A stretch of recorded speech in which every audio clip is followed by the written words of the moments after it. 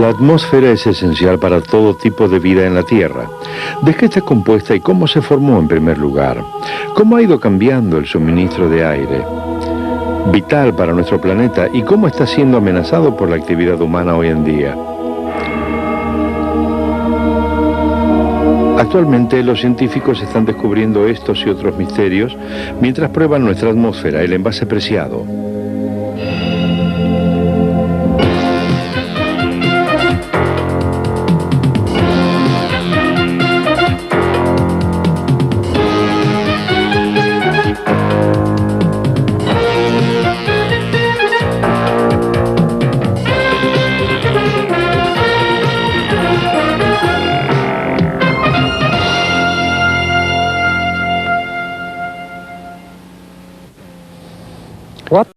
¿Qué es lo que implica que un ser humano sea capaz de conducir un camión, componer un cuarteto de cuerdas o inventar un producto químico?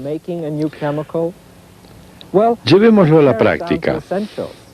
En un día, esto implica alrededor de 2 kilogramos de agua fresca, cerca de 1 kilogramo de alimentos nutritivos y 16 kilogramos de aire inhalado. Por lo general no somos conscientes que inhalamos esa cantidad de aire. Cerca de 1/5 parte del mismo está compuesto por oxígeno, que es lo que utilizamos, y el resto se compone de nitrógeno que exhalamos. Pero lo más importante que encuentro es que demuestra la gran dependencia que tenemos los seres humanos del aire. Los océanos y la tierra que hay bajo mis pies. Nosotros vivimos y nos mantenemos en la superficie de un planeta que se encuentra rodeado de una preciada y sutil atmósfera de aire y agua que existen en una capa delgada. Solo 10 kilómetros de los 8.000 que la distancian del centro de la Tierra proporciona una vida increíble.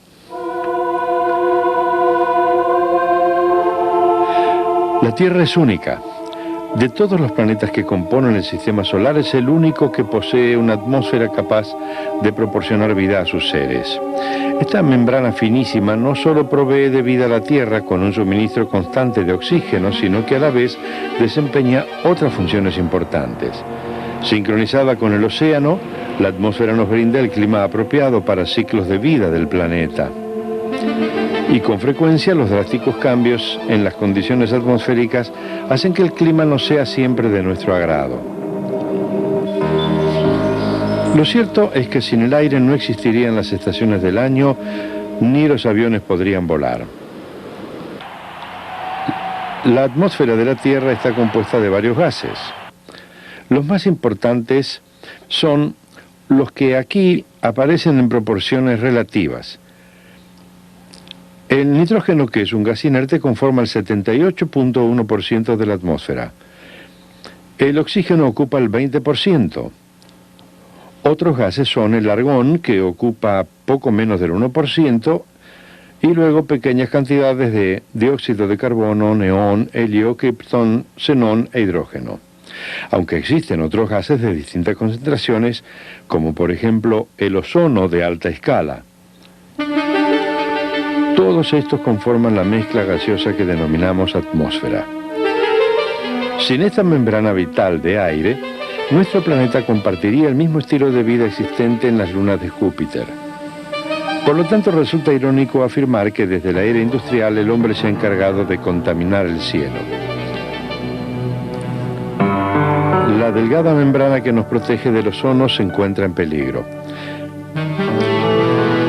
Esta delicada capa yace de 15 a 40 kilómetros por encima de la superficie terrestre. Las moléculas de ozono, compuestas de 3 átomos de oxígeno, bloquean gran parte de los peligrosos rayos ultravioletas. El ozono es el que protege la vida en el planeta. El doctor Robert Watson es el director de Ciencias Atmosféricas para la Administración Nacional de Aeronáutica y el Espacio. La importancia de la capa de ozono es que evita la penetración de rayos ultravioletas en la superficie terrestre. Si hubiera menos ozono, esto implicaría el traspaso de la radiación ultravioleta a la Tierra con terribles consecuencias para la salud humana. tal el caso del cáncer de piel y la melanoma, como en la vida acuática y terrestre.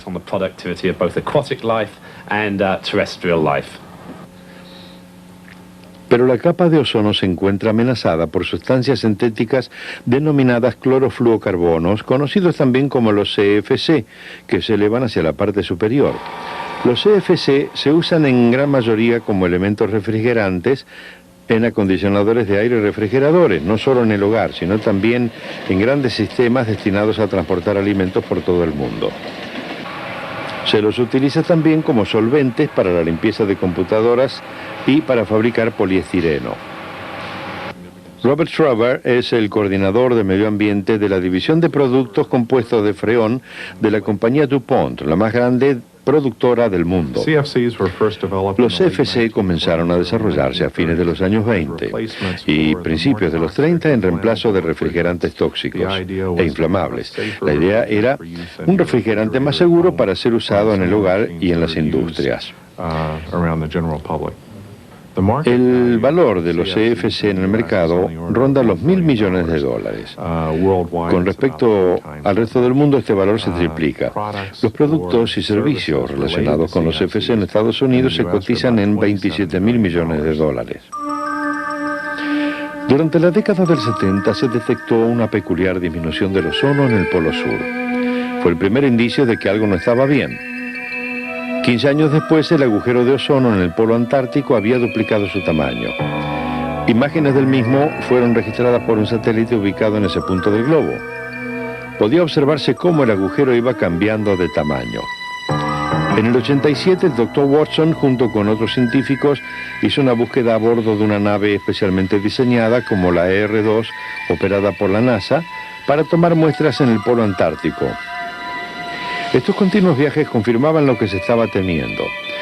El agujero de ozono aumenta de tamaño a gran velocidad, aunque todavía parezca estar limitado a la atmósfera del polo antártico. Fui el científico que estuvo a bordo del DC-8, la nave que realmente sobrevoló el Polo Sur. En realidad fue lo dramático de la situación lo que nos convenció de ir a investigar y dedicar varios meses de nuestra vida para entender cuál era el fenómeno que causaba el agujero de ozono. Mucho tiempo me preocupó saber que un pequeño cambio en la capa de ozono podría perjudicar la salud del hombre y la vida vegetal, tanto acuática como terrestre. Pero de repente observamos que en un periodo de 10 años, desde el 74 a mediados de los 80, se produjo un cambio equivalente al 50%, y eso sí debería preocuparnos. Este modelo describe la forma en que el ozono podría llegar a ser destruido en la parte superior de la atmósfera. Un clorofluorocarbono es liberado de la superficie de la Tierra y se dirige a la atmósfera. A medida que las moléculas se elevan hacia la parte superior, son bombardeadas por rayos de luz ultravioleta liberando un átomo de cloro. A su vez, este átomo reacciona con una molécula de ozono provocando su separación. Esto da origen a una molécula de O2 y a una molécula de monóxido de cloro. Los átomos de oxígeno que conforman la atmósfera son creados por la acción de la luz en las moléculas de O2 y de ozono. Esa molécula de monóxido de cloro se destruye al reaccionar con un átomo de oxígeno libre. De esta reacción surge un O2 y un átomo de cloro libre. El átomo de cloro es ahora capaz de atacar moléculas de ozono, y esto es lo que se denomina reacción química en cadena. Por cada átomo de cloro que se libera en la atmósfera, una gran cantidad de moléculas de ozono es destruida. La evidencia demuestra que la disminución del ozono se va expandiendo por todo el mundo. Un informe emitido por la NASA indicaba una mensurable reducción en los niveles de ozono en el hemisferio norte. Ese informe incitó a la compañía DuPont a ser consistente con su política ambiental y a hacer su aparición con nuestra nueva posición, en la cual habíamos fijado como meta la transición a un proceso de eliminación por fases de la producción de los CFC.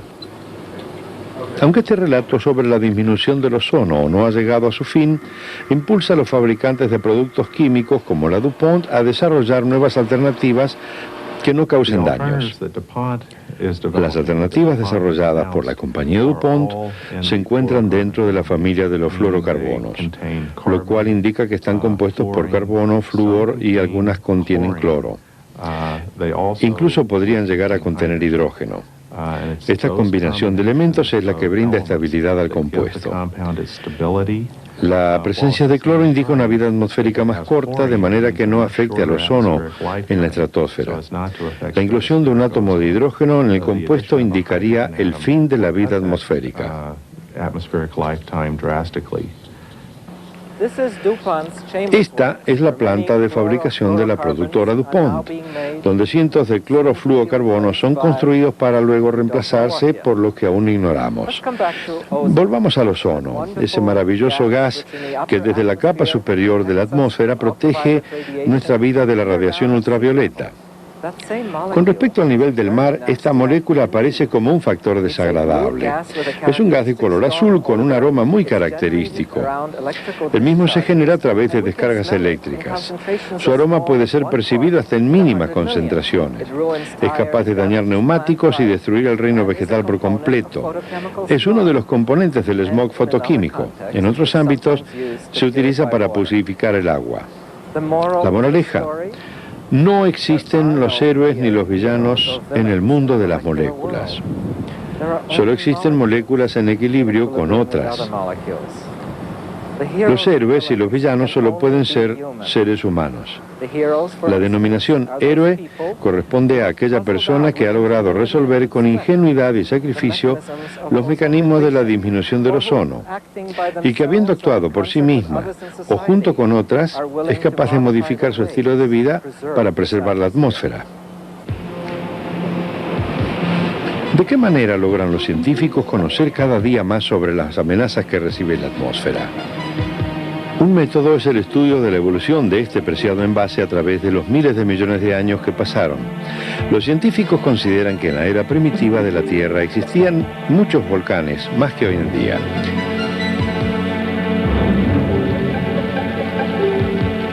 La energía liberada en la desintegración radioactiva producida bajo la superficie derritió rocas y condujo a la lava y a los gases hacia la parte superior de la misma. Los gases livianos como el hidrógeno escaparon al espacio exterior. Los pesados se mantuvieron en la superficie terrestre debido a la gravedad y formaron así una atmósfera primitiva. El enfrentamiento de fuerzas intermoleculares condensó la gran cantidad de vapor de agua que dio origen a la formación de los océanos. ¿Cómo evolucionaron la atmósfera primitiva y los océanos para producir vida en la Tierra?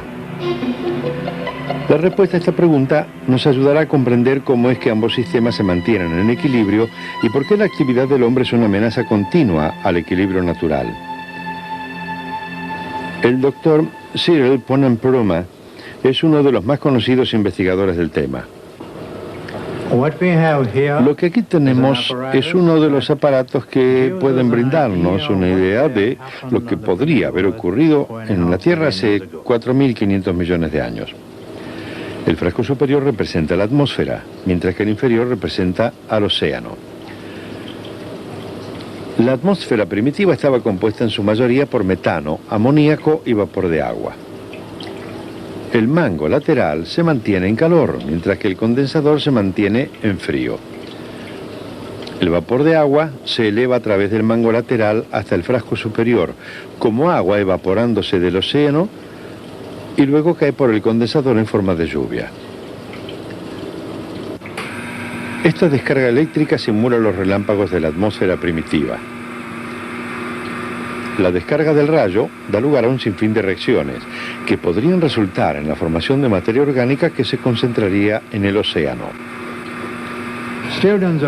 Los estudiantes de la evolución de la química que se dedican al estudio del origen de la vida dominan todo esto y lo llaman la fuerza primordial. Se considera que los primeros océanos tenían acumulación de moléculas orgánicas, que son partículas constitutivas de la vida, los aminoácidos, que son la base del ácido nucleico. Con este experimento hemos sintetizado los 5 pilares de la genética.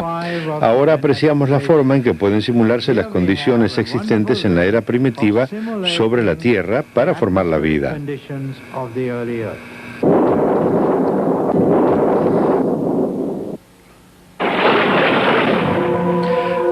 Los aminoácidos, considerados como partículas esenciales, han ido originando la vida primitiva en forma gradual. Primero estaba formada por organismos unicelulares originados por la fuerza primordial del mar, que se transformaron en organismos más complejos capaces de abandonar la vida acuática y adaptarse a la tierra. Lentamente los organismos fueron desarrollando su capacidad de liberar oxígeno en la atmósfera. En adelante comenzaron a surgir nuevas formas de vida cada vez más complejas que contribuyeron a crear más oxígeno para la atmósfera. Para predecir los cambios futuros en la atmósfera, actualmente los científicos investigan cómo han sido esos cambios en el pasado. Una de las formas de calcular la antigüedad de esos cambios es tomando muestras del tronco de un árbol en el que se reflejan las condiciones climáticas de cientos de miles de años. Otra, utilizada por los científicos, es obtener una muestra del hielo petrificado en la superficie. Cuando se las examina ambas pruebas, se demuestra que la Tierra era mucho más cálida hace miles de años y que entre el siglo XVI y mediados del XIX era 1 grado Celsius más fría que hoy en día. Para una investigación más profunda, también se obtuvieron muestras de las capas de sedimentos que yacen en el fondo del mar.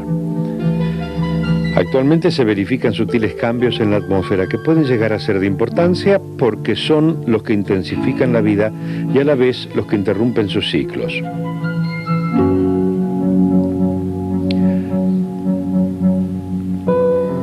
Uno de esos ciclos es el ciclo hidrológico, que comprende el movimiento constante del agua. Se compone de 2 fenómenos: evaporación y precipitación del cielo a la tierra. Este ciclo ha existido por miles de años. Es posible que al beber un vaso de agua estemos ingiriendo una molécula alguna vez ingerida por Julio César. Este ciclo lento pero constante, fortificado por el calor del sol, está en equilibrio con la Tierra. Cerca del 10% de las precipitaciones caen sobre la Tierra y de esta manera es como proporcionan el suministro de agua necesaria para la vida. En el laboratorio, Donald Showalter nos hará una demostración de la importancia que tiene el dióxido de carbono en otro de los ciclos vitales de la Tierra. Este es el azul bromotimol, un bonito tono del azul. Recuerden, azul. Ahora, este indicador de ácidos cambiará de color si se produce alguna alteración en la acidez de la solución. Vamos a agregarle un poco del dióxido de carbono y del hielo seco y veamos qué sucede. Observen las burbujas de hielo seco y veamos qué pasa. Se produce una variación en el color del tono amarillo. ¿Qué significa? Recuerden que habíamos mencionado el indicador de ácido. Por lo tanto, puede decirse que el dióxido de carbono no solo se disuelve en la solución, sino que a su vez cambia la acidez de la misma. La fotosíntesis de las plantas también depende del dióxido de carbono. Un experimento realizado con azul bromotimol demuestra su eficacia en este proceso. En estos 3 tubos de ensayo se ha colocado un poco de agua, luego han sido saturados con dióxido de carbono soltando tan solo una gota y dejando que se evaporen. Aquí también he colocado un indicador de ácidos, el mismo que había sido utilizado anteriormente, el bromotimol, que se tornó amarillo. Coloqué una planta acuática en 2 de ellos. El propósito es saber si la planta es capaz de absorber el dióxido. Si esto da resultado, observaremos una disminución de la acidez y un cambio en el color. A continuación expondré el tubo que contiene a la planta junto con el que no la contiene a una intensa fuente de luz. El tercer tubo, que también contiene la planta, será expuesto a la sombra. ¿Qué ocurrirá? No cabe duda que algún cambio ha de ocurrir por la absorción del dióxido de carbono, pero el resultado tomará poco más de un día. Claro, no puedo estar acá y dejarlos a ustedes observando. Yo ya lo comprobé, así que déjenme demostrar qué ocurre. Luego de 24 horas, la solución se ha tornado azul. Esto indica que contiene menos ácido. ¿Qué ocurrió con los otros 2 tubos? Ahora, recuerden que este se encontraba en la oscuridad, por lo tanto no ha cambiado el color. El otro no contenía ninguna planta, pero se encontraba expuesto a la luz. De todos modos, su color tampoco se ha alterado. ¿Qué significa todo esto? Significa que la planta puede absorber el dióxido de carbono porque el agua y la luz se hacen necesarios. Solo con la presencia de todos estos elementos se logra la absorción del dióxido de carbono y a su vez que la solución se torne menos ácida. La capacidad que posee el dióxido de carbono de ser disuelto en agua y su reacción ante las plantas forma parte de lo que denominamos el ciclo del dióxido de carbono. La mayor parte del dióxido liberado por los volcanes durante las distintas eras geológicas, hoy en día a través de la respiración de animales y vegetales, se disuelve en el océano. En el agua, el dióxido de carbono forma un ion de bicarbonato y un ion de carbonato. Algunos de estos se fusionan y forman el carbonato de calcio, un compuesto indisoluble que está en el plancton cuyo esqueleto permanece en la plataforma submarina. La fotosíntesis es una parte importante del ciclo del dióxido de carbono. Las plantas utilizan energía solar para transformar el agua y el dióxido en glucosa y oxígeno, respectivamente. Así, el oxígeno es liberado a la atmósfera en gran cantidad. Por lo tanto, mientras existan plantas sobre la Tierra y mientras el Sol no deje de brillar, habrá un suministro constante de oxígeno en el aire. A la atmósfera le ha tomado miles de años poder evolucionar. Pero aparentemente, según lo que ha demostrado nuestra experiencia con la capa de ozono, los seres humanos se han encargado de destruir ese preciado envase. Desde el comienzo de la revolución industrial, grandes cantidades de carbón y otros combustibles se queman. Y es así como cantidades exuberantes de dióxido de carbono han sido arrojados a la atmósfera. Nuestras especies hoy son un fiel reflejo de la magnitud geológica. Debido a la producción de CFC liberados en gran cantidad por la actividad humana, con la descarga de estos hacia la atmósfera podrían alterársela con el conocido efecto invernadero. Esto nos atañe, nos concierne, porque debido al efecto invernadero, el clima de la Tierra empezará a calentarse algunos grados, de 3 a 5 grados con exactitud durante las próximas décadas. De haber un incremento en la temperatura, esto podría causar un incremento en el nivel del mar y la inundación y erosión de zonas costeras. Podría haber también un cambio en el régimen de lluvias y diversos tipos de tormentas, otros fenómenos meteorológicos del mismo tipo. Algunos modelos predicen que el medio oeste americano podría venirse un sitio extremadamente árido y quizá volvería a ocurrir algo a lo que se dio en 1930, cuando la cosecha de trigo no fue buena. Por consiguiente, también aumentarían las temperaturas en Unión Soviética y Canadá, lo que acarrearía una mayor producción agrícola en la zona norte. Así es como funciona el efecto invernadero.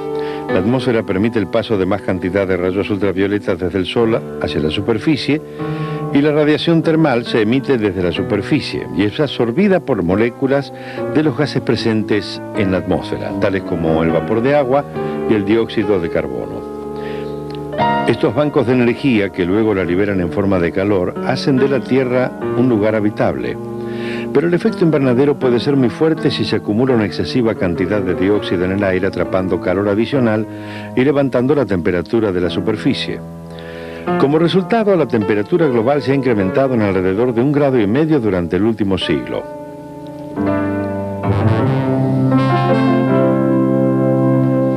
Para repasar, las evidencias indican que la atmósfera se originó a partir de gases provenientes de volcanes en erupción. Los océanos se formaron a partir de vapor de agua condensado desde un principio en la atmósfera. Una serie de ciclos como el agua y el dióxido de carbono mantienen relación estrecha entre la creación de la atmósfera y los océanos. La fotosíntesis, por ejemplo, forma parte del ciclo del dióxido de carbono y provee de oxígeno para otros organismos vivientes. La disminución de la capa protectora de ozono es una seria amenaza para nuestra vida y nuestra atmósfera. Los químicos desarrollaron sustitutos para los productos que liberan clorofluorocarbonados que parecen responsables del daño. Un incremento del efecto invernadero acarrearía una superabundancia de dióxido en el aire, lo que sería otro daño para el planeta. La atmósfera es absolutamente esencial para la vida en la Tierra. Protegerla es conservar este preciado envoltorio a toda costa.